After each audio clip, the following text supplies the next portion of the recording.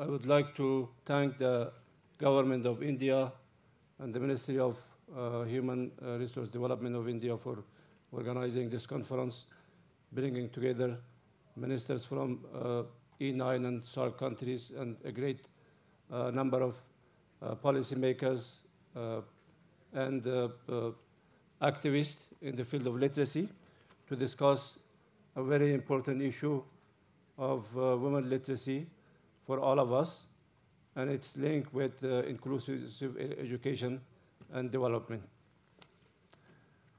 I also would like to especially thank the government of India on this occasion for granting 1,000 scholarship for Afghan students per year to come to India and continue their education in Indian universities.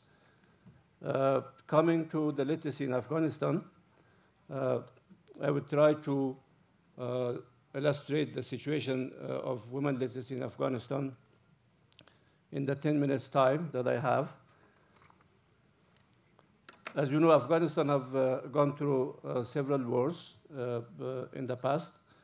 Women literacy in Afghanistan has been treated more as a political issue rather than a development issue. From 1977 to 1992, Afghanistan was ruled by the communist regime, and they were forcing women to come to literacy classes as a political duty. Literacy curricula were more political messages.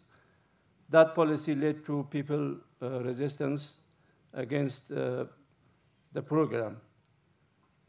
From 1992 to 1997, Mujahideen groups were holding different parts of Afghanistan. They simply ignored the women literacy in different parts of the country. Different parties were in power, and each group had its own policy. From 1997 to 2001, we had the Taliban in power, and you all know that they were very much strict to the women education. They put a special restriction on women education, and even they raided the women schools or classes which were organized at home. So their era was mostly called gender apartheid in Afghanistan. In 2002, when the Taliban regime was collapsed and the interim government of Afghanistan came to power, women literacy got its natural place in the overall reconstruction and development process in Afghanistan.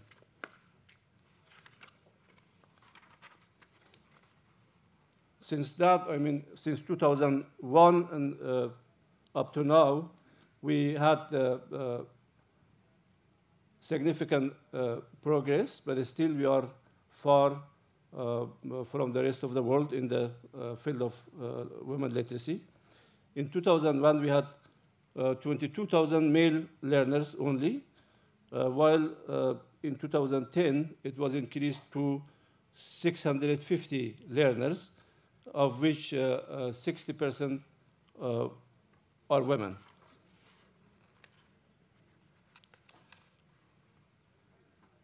Literacy rate increased from 12%, which was in 2002, to 30% in 2010. And women literacy rate increased from 5% to 18%. Also, effective monitoring system, including piloting NFA-MIS, was established. Market-based skill development program has been launched for 10% of the literacy learners.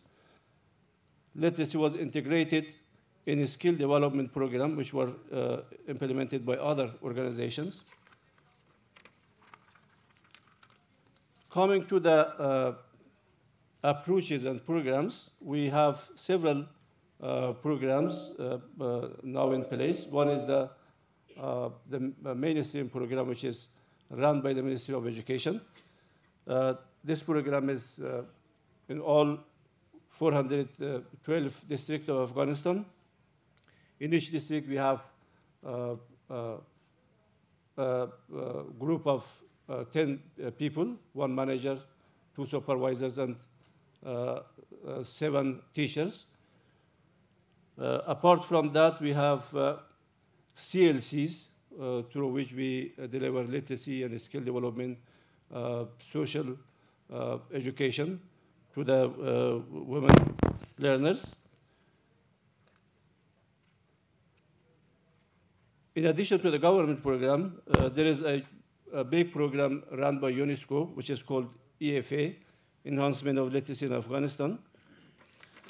This program covers 600,000 people, out of which 60% are women. And this is a 5-year program. It started from 2008 and will extend to 2013. This program is funded by the USAID. We have another program run by the UN Habitat. This program is called LSEP, Literacy for Empowerment of Community Empowerment. This program is a combination of literacy, teaching, skill development, and some kind of business development. This program covers 312,000 learners over 5 years. It was also started in 2008 and will extend to 2014. We have another program which is run by the Ministry of Labor of Afghanistan with the support of World Bank. This program is called National Skill Development Program. It is a combination of a skill development program and literacy, functional literacy, that covers about 150,000 learners and trainees per year. So now the characteristics of the programs that we offer, I will refer to some of them. We try to have our program cost effective. They should be community driven with active community participation. National coverage is also an important criteria for us. Shift of focus from urban areas to the rural areas, integration with life skills and national skills. The challenges we are facing, we still have security problems in some areas of the country. Still, we have 7 million women out of 10 million people aged between 15 and above as illiterate.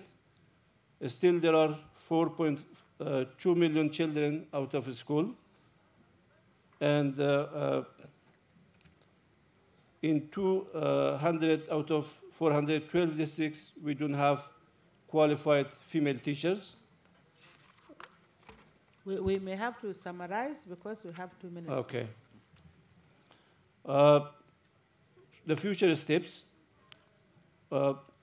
We have 2 national plans. One is for general education, which is called NESP, National Education Strategic Plan. And based on that, we developed a literacy plan, which is called National Literacy Action Plan. Based on these 2 plans, we